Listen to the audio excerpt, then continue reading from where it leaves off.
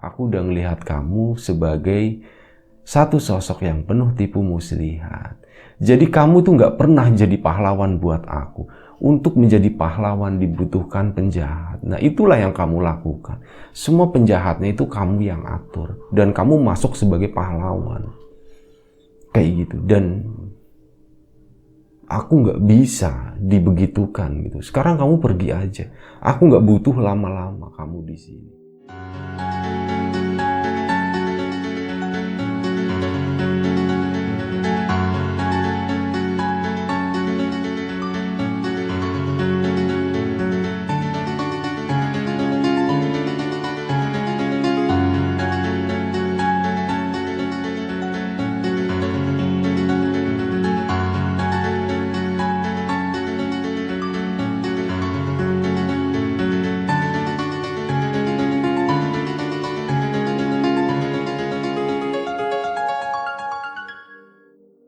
Musik pembuka cerita kali ini tuh berbeda dengan cerita-cerita yang lainnya. Dan musik tadi, instrumen tadi adalah instrumen yang pernah diciptakan Putri, instrumen piano, ya hasilnya seperti itu dan diberi judul itu Laduni Syauf. Ya cuman mau ngasih tunjuk aja karena di episode sebelumnya kan gue sempat mention gitu ya, mau ngasih tahu musiknya itu seperti apa. Dan kemarin setelah dicari-cari ya akhirnya ketemu dan oke, ditaruh di depan video yang kali ini. Ini adalah video ke 319 atau episode kelima cerita Putri Santet.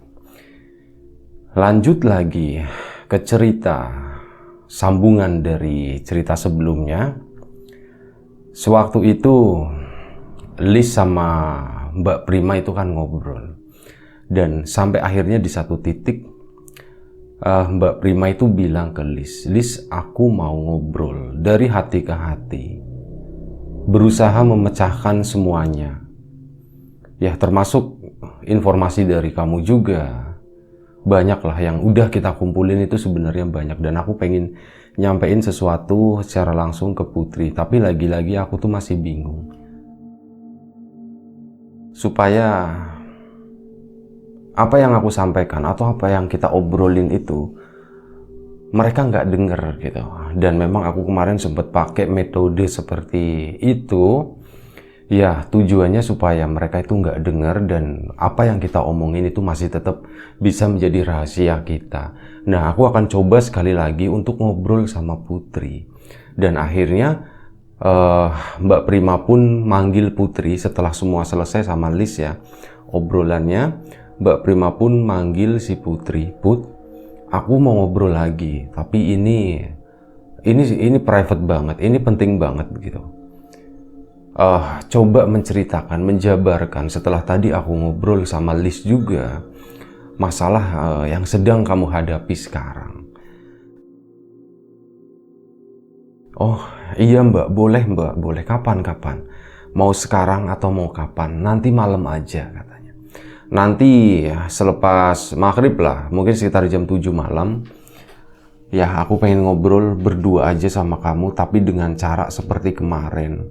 Memang ada kelemahan sih kalau ngobrol seperti kemarin tuh, takutnya apa yang aku sampaikan ke kamu itu nggak baik, nggak bisa tersampaikan dengan sempurna. Oh iya nggak apa-apa Mbak, itu udah sangat baik kok. Aku udah bisa mencerna, menangkap pesan dari Mbak mungkin hampir keseluruhannya. Wah kalau begitu baguslah Put. Nah singkat cerita, sore itu, malam itu, Mbak Prima pun ngomong ke Putri, Put, ini loh Put, apa yang sedang kamu hadapi sekarang dengan metode yang sama kayak sebelumnya ya. Mbak Prima itu megang tangannya Putri, mereka itu duduk berhadap-hadapan, ngobrolnya itu nggak terucap satu kata pun dari mulut. Entah itu pakainya apa, jadi kayak orang ngobrol dari hati ke hati atau mungkin kayak telepati atau apalah istilahnya ya.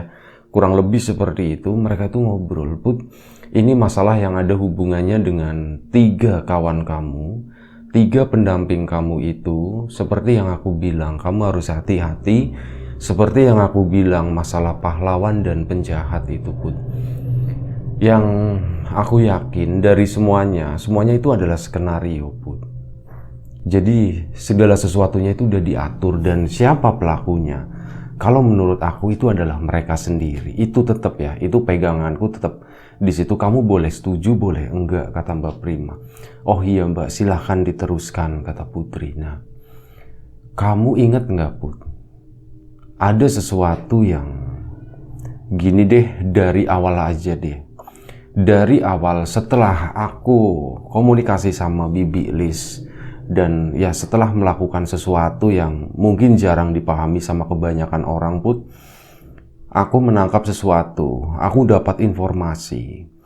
Dulu kamu waktu masih kecil, usia sekitar 5 atau 6 tahun, kamu pernah berada di suatu negara yang gak usah disebutin negaranya apa. Dan kamu di sana itu punya 2 orang sahabat. Kayak sekarang, kayak Ayu sama Maya. Kalian itu deket banget. Nah, di situ kebiasaan kamu adalah kalian bertiga itu sering banget main ke tepi sungai, dan kalian itu ngebawa ikan dalam plastik. Terus ikan itu tuh dilepas di sungai itu gitu. Oh iya bener banget Mbak, iya bener. Itu dulu pernah aku memang punya sahabat, sampai sekarang juga masih sahabatan sama salah satunya. Nah, waktu kecil itu Putri punya 2 orang sahabat, mereka tuh bertiga. Waktu kecil sering main di sungai cuman buat ngelepasin ikan gitu. Sungainya tuh dikasih ikan, entah ikan apa ya, ikan kecil-kecil seperti itu dilepasin ke sana. Nah, waktu itu ada salah satu temannya yang nggak ngebawa ikan, dan waktu itu hari ulang tahun, sebelumnya udah ngasih tahu. Namanya siapa ya? Namanya Riri lah, anggap aja gitu, tapi bukan orang Indonesia ya, namanya Riri. Ri, kamu kan besok ulang tahun. Iya, aku besok ulang tahun. Kamu tunggu ya di sungai, di sana kita ketemuan bertiga biasa di sana. Oh iya. Mau ngelepas ikan lagi? Enggak, kita nggak mau ngelepas ikan, kata Putri seperti itu. Dan hari itu datang, Riri itu udah di sana pagi-pagi sekitar jam 7. Masih belum terang ya di sana. Jam 7 udah di sana, si Putri sama temennya satunya lagi itu ke sana. Nah, ternyata Putri sama temennya itu bawa ikan gitu. Loh, kok kamu kesini bawa ikan? Tadi bilangnya nggak bawa ikan, kata Riri ya. Oh iya, kami memang sengaja kesini. Hari ini ulang tahun kamu kan, Ri? Oh iya, hari ini aku ulang tahun gitu. Mama udah bikin kue, tapi nanti agak siangan, kalian mampir ke rumahku ya. Iya, nanti kami akan ke sana. Nah, sengaja kami bilang kami nggak bawa ikan. Kenapa? Karena hari ini kami tuh mau ngasih kamu ikan sebagai hadiah. Nanti kamu yang lepasin ke sana, seperti itu, ke sungai itu gitu. Wah, begitu ya ternyata. Wah, terima kasih. Riri pun seneng dan dikasih ikannya. Putri ngasih 1, temennya ngasih 1. Ini hadiah dari aku ya. Seperti itu, dan akhirnya Riri pun dengan saking senengnya dia pun berusaha ngelepasin talinya begitu ya, minggir-minggir ke sungai, dan sialnya, naasnya, Riri itu jatuh ke sungai. Entah kenapa Riri itu setelah jatuh, Riri nggak bisa bangun, dia itu kayak tenggelam kayak gitu. Dan karena sungainya memang sepi, Putri sama temennya itu ya cuman bisa teriak-teriak gitu ya, minta tolong, tapi sayangnya nggak ada satu orang pun yang bisa ngedenger suara mereka. Dan sekalinya ada yang datang, salah satu tetangga mereka, ternyata Riri itu udah nggak ada. Dan memang hal itu bikin Putri dan kawannya itu sangat terpukul. Itu kejadian usia Putri itu sekitar 5-6 tahun ya, masih kecil. Dan hampir setiap tahun sampai terakhir itu maksudnya sewaktu cerita ini diceritain ya, sewaktu ada Mbak Prima, setiap tahun Putri akan datang ke sana, dibela-belain ke negara itu cuman buat naruh ikan itu sebagai penghormatan setiap tanggal ini ya, ulang tahunnya Riri, si Putri sama temennya itu akan ke sana dan itu tadi akan mengulang, akan ngelepasin ikan. Nah, di situ sebenarnya berangkat dari sana menurut Mbak Prima. Jadi gini, Put. Sewaktu kamu melakukan hal itu, sorry ya, suara gue agak serak nih. Sewaktu kamu melakukan hal itu, ternyata memancing salah satu makhluk gitu ya. Makhluk yang gak terlihat di sana. Dan itu kejadian tadi menjadi perbincangan di tempat mereka tinggal. Di alam mereka, apa yang kamu lakukan itu sempat ramai diomongin. Dan ada salah satu makhluk yang sebenarnya begini, gak ada niat jahat ya. Itu adalah makhluk-makhluk yang ada di sekitar kamu sekarang.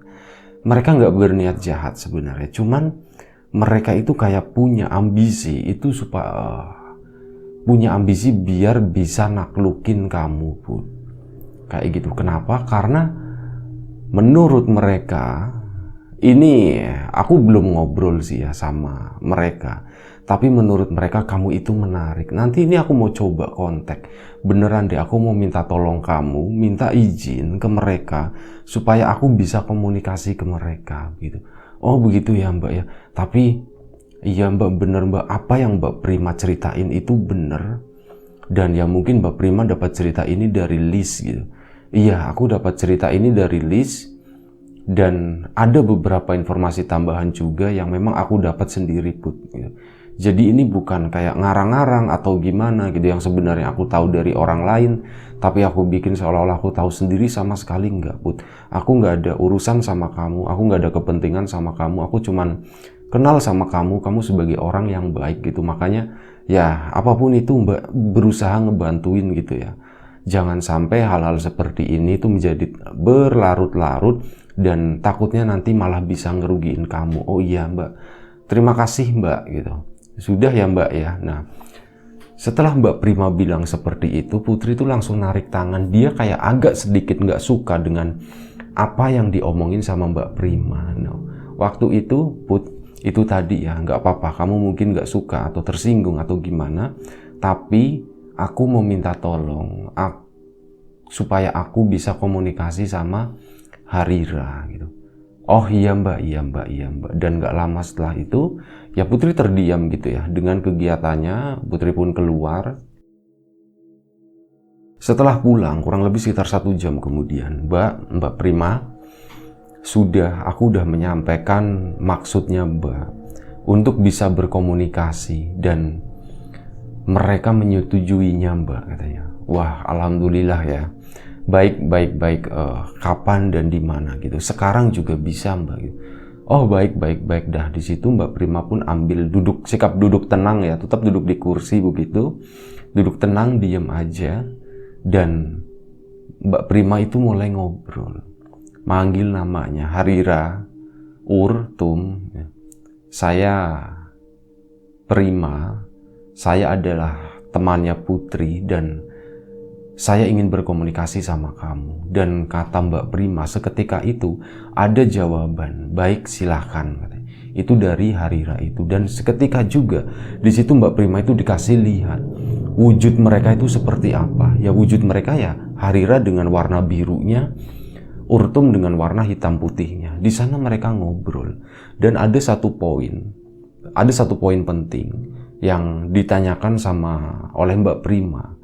Harira, aku mau nanya satu hal. Sewaktu kejadian itu, apa sih motivasi kamu? Kenapa kamu mengikuti Putri sampai detik ini? Nah, di situ jawabannya Harira itu agak berbelit. Iya, entah aku mau bilang apa, juga masalahnya cukup panjang. Anak ini sempat ramai dibicarakan di kaum kami, di bangsa kami. Di tempat kami itu cukup sering disebutkan ya. Oleh karena itu aku penasaran dengan anak ini. Dan ternyata setelah aku lihat, setelah aku amati, anak ini tuh benar-benar spesial, benar-benar berbeda dengan yang lainnya. Kenapa? Kata Mbak Prima. Karena dia memiliki hati yang murni.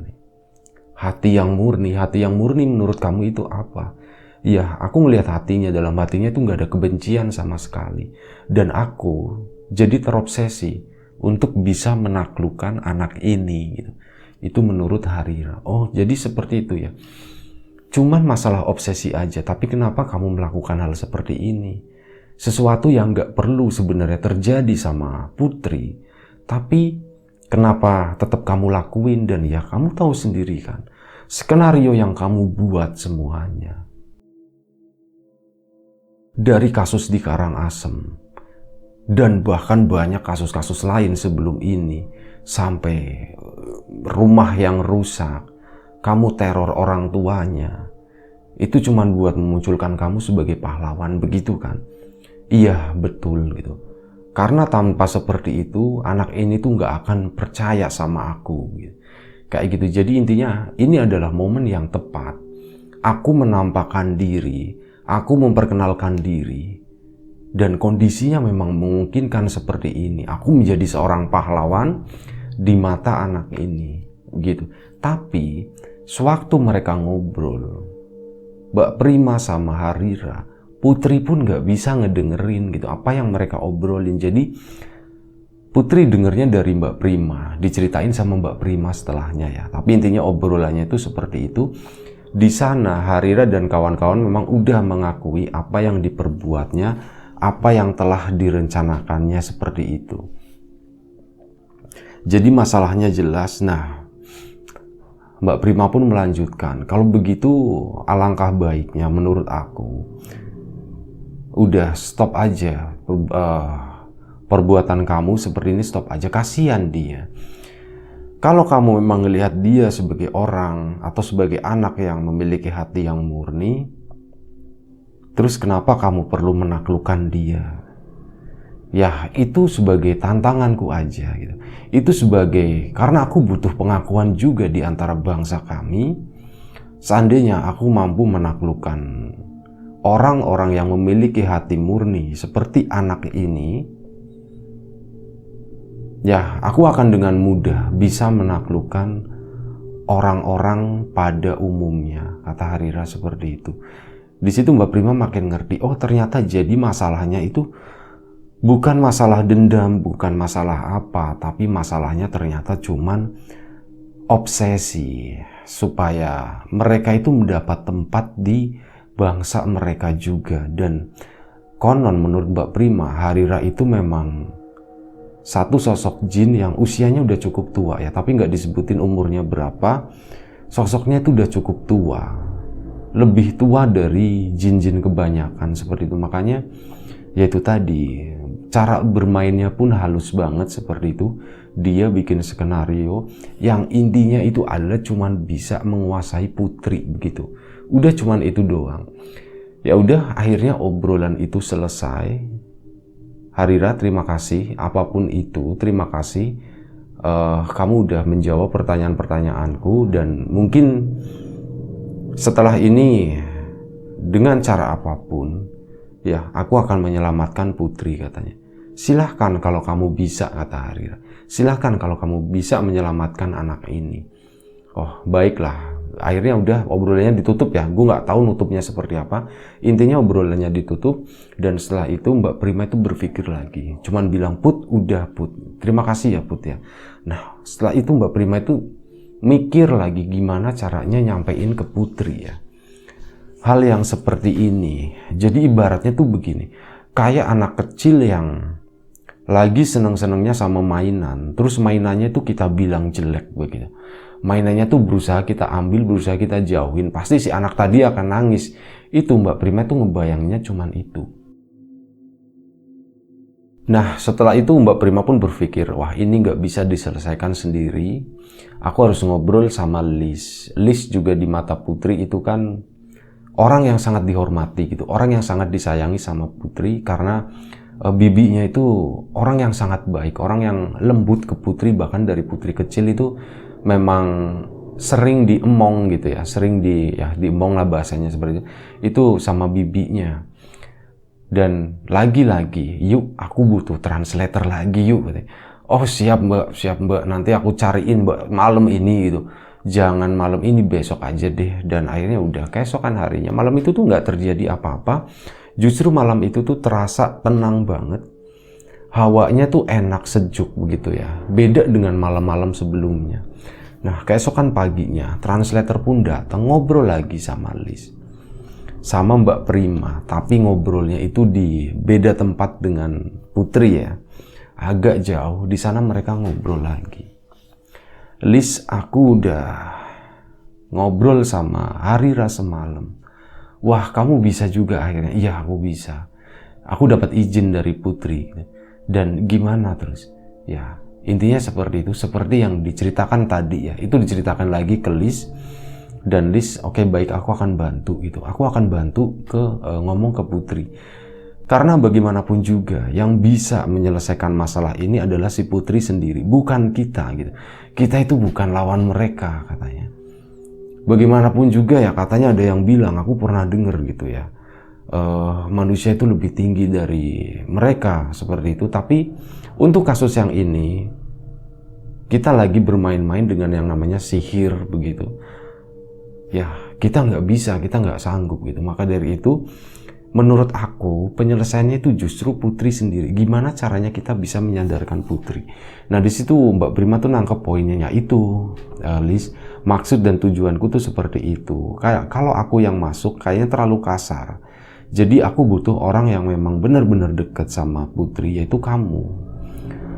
Mamanya nggak tahu deh kalau cerita sama mamanya Putri, mungkin mamanya cuman ketawa doang atau bagaimana ya. Nah ya, maka dari itu kamulah cuman yang aku andelin katanya Liz. Ya udah, nanti aku coba bantu dia, aku ngomong sama Putri. Dan setelah itu obrolan selesai, translatornya udah pulang. Dan gini, translatornya katanya itu sempat ngomong ke Ayu, "Yu, ini aku seumur hidup baru pertama kali loh translate obrolan yang absurd seperti ini, yang bahkan beberapa katanya itu aku nggak tahu gitu." Oh gitu ya, iya emang obrolannya kan dari awal udah aku kasih tahu. Ini obrolan yang nggak umum, ini obrolan yang pokoknya nggak jelas lah, nggak nanyain wisata, nggak nanyain itu, ini nanyain gaib gitu. Iya, maka dari itu, tapi di sini aku dapat banyak pelajaran yuk katanya. Oh iya, makasih ya, makasih, akhirnya pulang.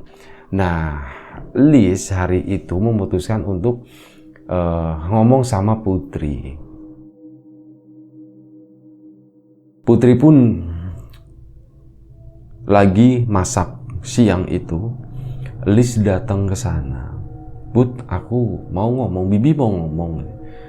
Oh iya Liz, kenapa Liz? Putri kan manggil bibinya tuh nama doang. Oh iya Liz, kenapa Liz gitu? Sini. Duduk dulu ya. Ini aku nggak peduli gitu, siapapun yang ada di samping kamu. Aku nggak peduli. Ini aku mau ngomong sama keponakanku gitu. Aku lebih berhak daripada kalian gitu. Loh, Liz, gimana kok jadi ngomong seperti itu? Iya, ini karena di samping-samping kamu itu ada teman-teman kamu, dan apa yang mau aku omongin ini mereka nggak akan suka dengan apa yang mau aku omongin. Oh begitu ya, silakan Liz, ngomong aja. Nah, akhirnya Bibi Liz pun menceritakan, ngomong gitu, maksud dan tujuannya itu seperti itu, yang intinya adalah, Put, kamu itu lagi diberdayakan, bukan diberdayakan ya. Ya intinya kamu tuh lagi ditipu, kamu lagi dibuat supaya kamu menjadi bukan kamu gitu. Intinya gimana ya? Supaya kamu itu berubah gitu. Dan itu pelakunya adalah teman-teman kamu yang 3 sosok tadi, 3 sosok jin itu. Jadi tolong Bibi minta tolong sama kamu. Kamu tahu Bibi tuh nggak pernah berkhianat ke kamu. Bibi nggak pernah jahat ke kamu gitu. Tapi kali ini Bibi minta tolong aja. Kamu percaya omongan Bibi begitu. Bibi udah tahu banyak. Apa yang ada di samping kamu itu adalah jin yang punya maksud tertentu, yang lebih cenderung nggak baik, Put, katanya. Ah nggak mungkin lah Bi, nggak mungkin seperti itu. Aku nggak percaya Bi, mohon maaf Bi. Aku nggak percaya apa yang Bibi omongin. Jadi menurut aku kayaknya obrolan kali ini itu kita udahi aja sampai di sini gitu. Udah obrolannya di-cut waktu itu, dan Bibi Liz itu sempet agak kecewa gitu ya. Aduh, ini anak, aku juga nggak tahu cara ngomongnya tuh gimana. Aku butuh durasi secepat mungkin dan menyampaikan sebanyak mungkin gitu materinya, dan ya hasilnya seperti itu. Akhirnya si putrinya pun jadi ini ya, jadi malah menjauh gitu. Tapi ternyata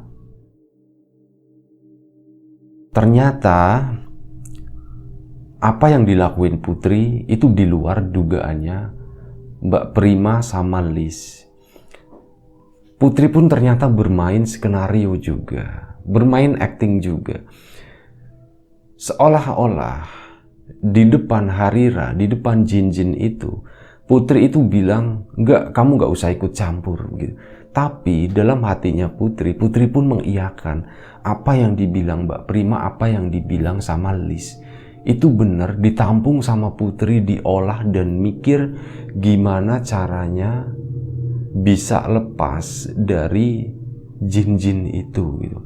Dan akhirnya Putri pun begini ya, jadi agak susah sih. Putri mau nyari referensi gimana sih caranya ngusir ini.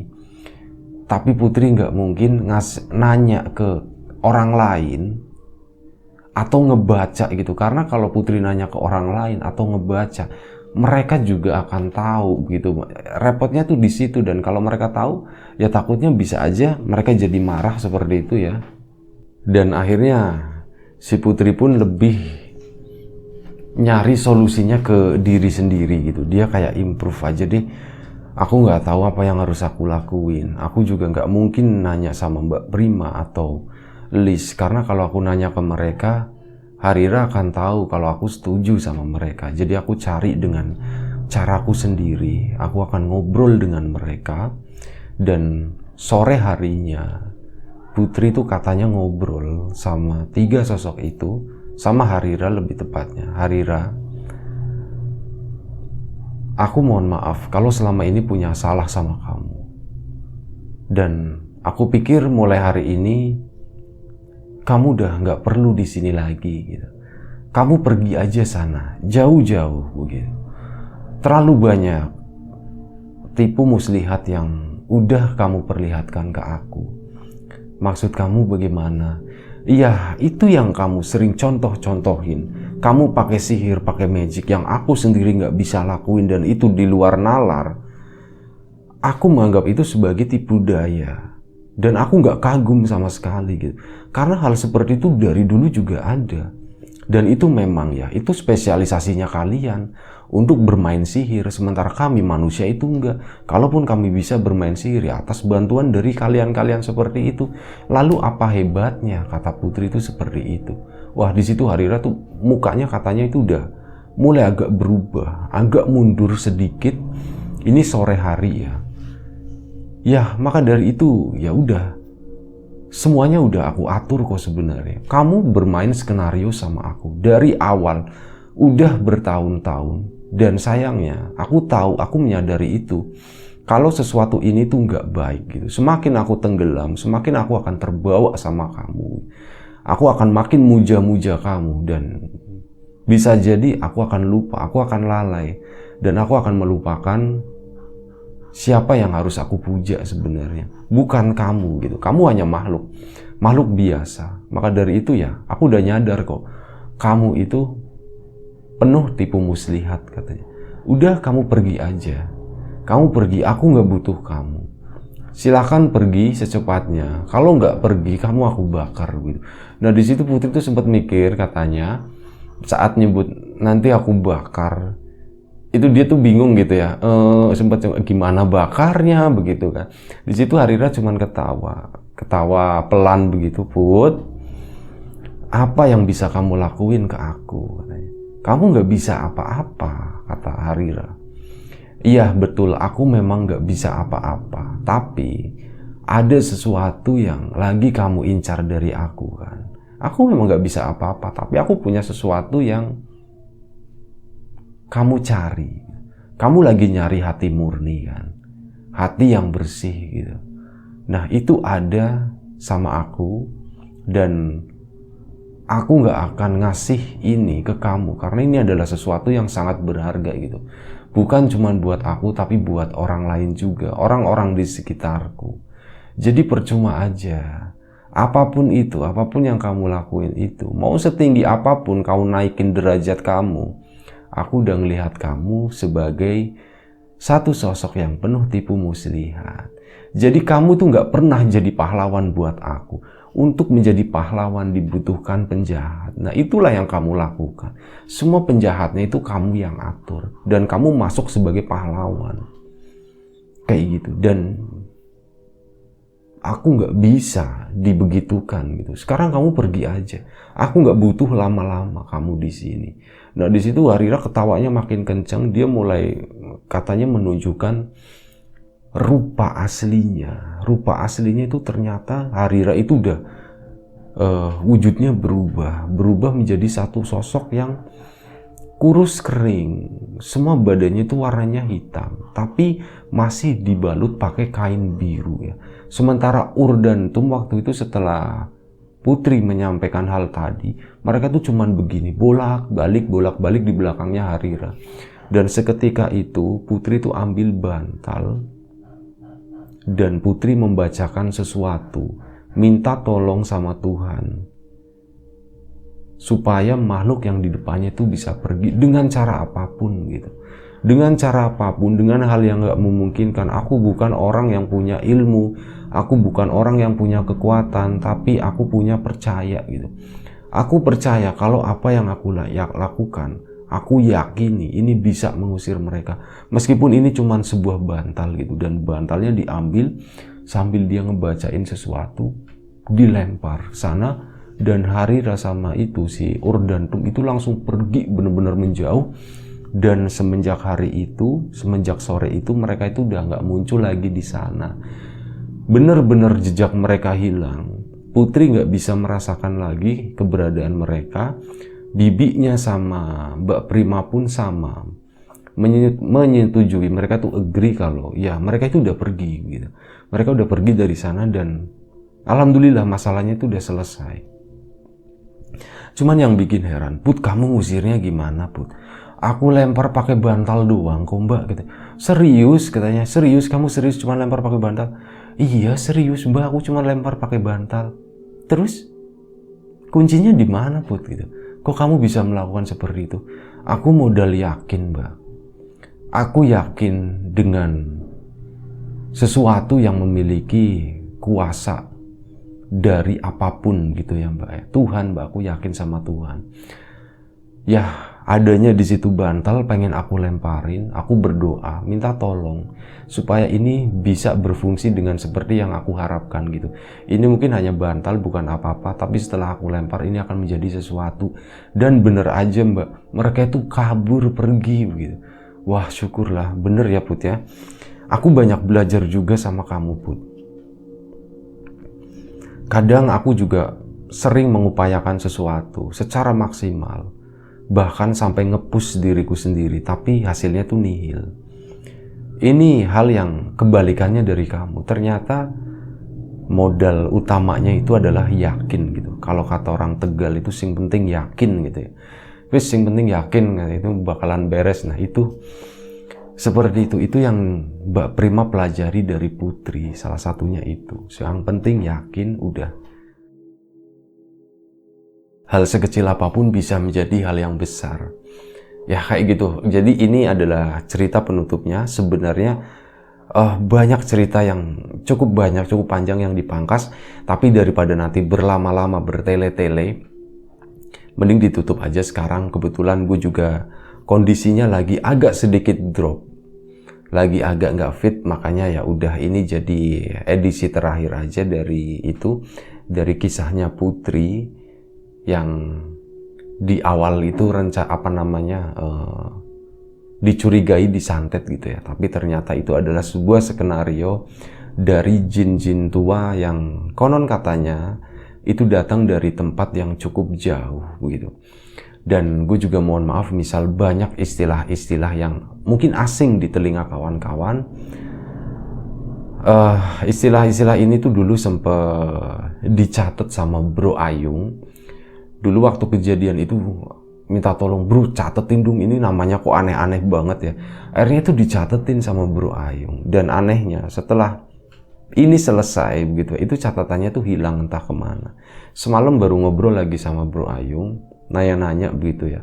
Iya waktu itu bener-bener hilang dan memang nggak ketemu sama sekali, dan gue nggak ngebuang, gue nggak mindahin kemana-mana, catatan itu hilang gitu. Ya kurang lebih seperti itu. Dan Putri itu sebenarnya ada kurang lebih sekitar 6 instrumen musik yang pernah diciptakan sewaktu kondisinya Putri masih dalam pengaruhnya Harira. Tapi yang tadi gue share itu cuma satu aja, dan itu juga potongan gitu ya. Terima kasih banyak buat Mbak Prima, buat Liz, buat Putri yang udah nyeritain cerita ini. Terima kasih juga buat Ayu sama Maya. Terima kasih buat kawan-kawan semua di rumah yang mau nonton, mau dengerin cerita ini. Mohon maaf ya kalau misal ya endingnya tuh ternyata seperti ini. Ya memang cuman seperti itu doang. Dan semenjak hari itu yang namanya Harira itu udah nggak pernah muncul lagi. Cuman memang ada satu keanehan di rumahnya Putri yang di Bali itu. Semenjak kepergiannya Harira, tiba-tiba di rumahnya itu banyak sosok banyak laba-labanya. Itu muncul secara tiba-tiba dan jumlahnya itu ribuan. Dan akhirnya untuk bisa menghilangkan itu butuh waktu kurang lebih sekitar 1 minggu. Dan diteruskan ya secara bertahap gitu, disemprot lah seperti itu. Itu laba-labanya itu benar-benar ribuan, dan itu cukup menakutkan ya akhirnya. Itulah salah satu keanehan terakhir yang terjadi di rumahnya Putri yang di Bali sana. Nah, terima kasih banyak buat kawan-kawan yang udah mau nonton, udah mau dengerin. Mohon maaf ya sekali lagi kalau misal ada sesuatu yang gak berkenan di mata, di hati, di telinga kawan-kawan semuanya, mohon dimaafkan. Jaga kesehatan kawan-kawan semuanya. Terima kasih banyak udah mengikuti cerita Putri Santet ini sampai episode terakhir, episode kelima, yang mestinya harusnya ada 1 episode lagi, tapi udahlah. Gue kompres aja yang intinya tuh seperti itu gitu. Terima kasih banyak, mohon maaf. Jaga kesehatan kawan-kawan, diulangi lagi. Siapapun sekarang yang lagi sakit, semoga segera diberi kesembuhan. Siapapun sekarang yang masih sehat, semoga tetap diberi kesehatan. Dan semoga kita diberi kemudahan dalam hal apapun, termasuk kemudahan dalam hal rizki. Akhir kata, terima kasih. Mohon maaf sebanyak-banyaknya. Jaga kesehatan kawan-kawan. Assalamualaikum warahmatullahi wabarakatuh.